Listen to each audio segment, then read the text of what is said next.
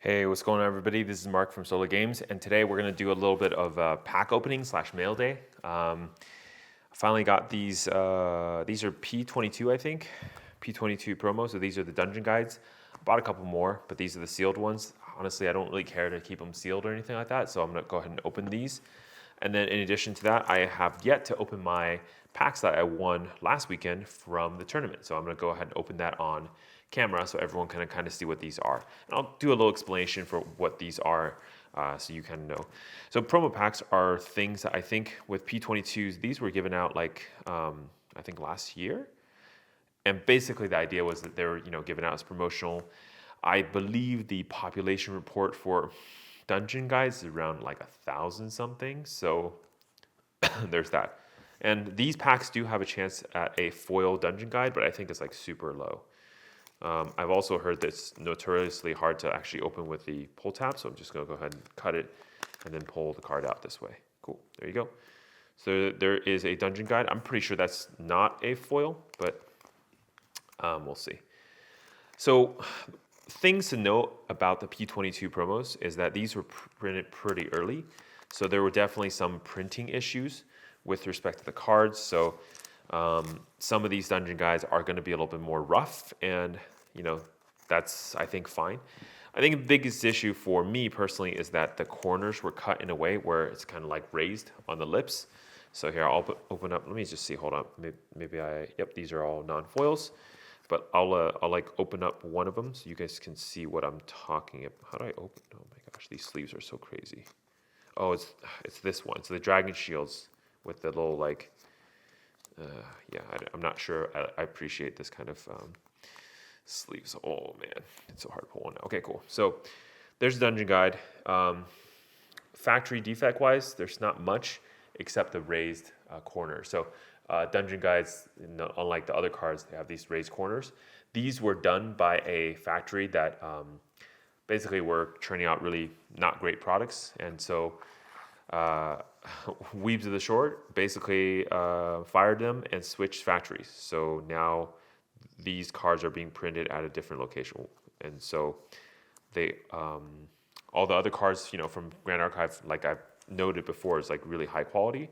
So it's always kind of weird to know that these were of a lower quality, and the reason is because the factory was just not up to par. So there's that.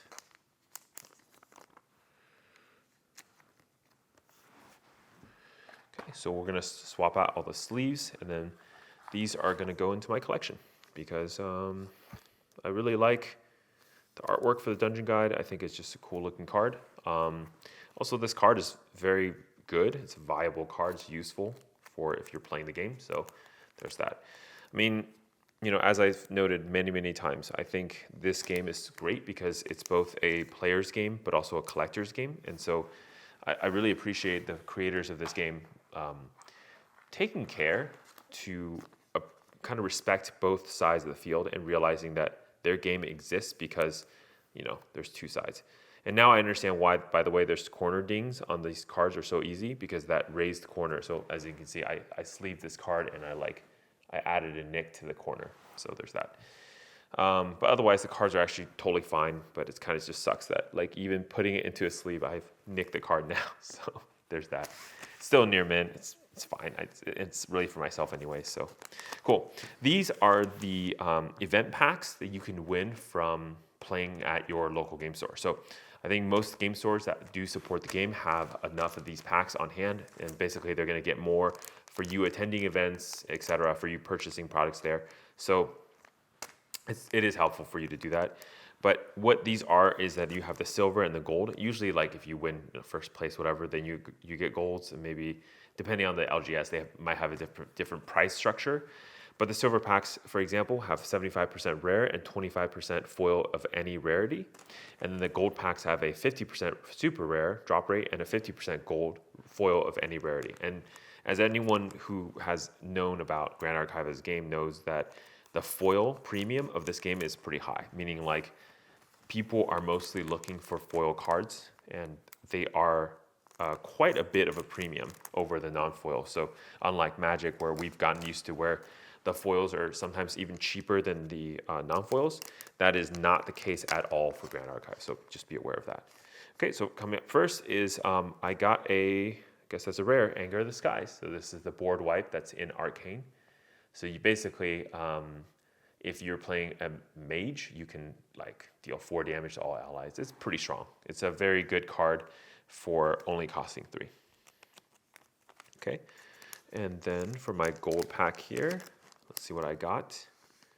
Okay, so I got a super rare, and that's Varuk, the Smoldering Spire. So there you go, and that's the super rare, like I guess the fire domain card. So yeah, and these are all from the altered edition. So for those that don't know, the first edition Varuk's Varuks have like borderless treatments. These are bordered, but the image is kind of zoomed out, so you actually see more of the image. Whereas the first edition versions of this card, it's more actually zoomed in and there's no border. So there's the difference there. There's some slight differences for other cards as well, but that's the 2 cards. Anyways, there you go. This is kind of like what I purchased recently, or in this case, these are victories and these are purchases, but it's pretty cool. It's cool stuff. All right. That's going to do it for me for today, Solar Games, and I'll see you guys next time. Bye-bye.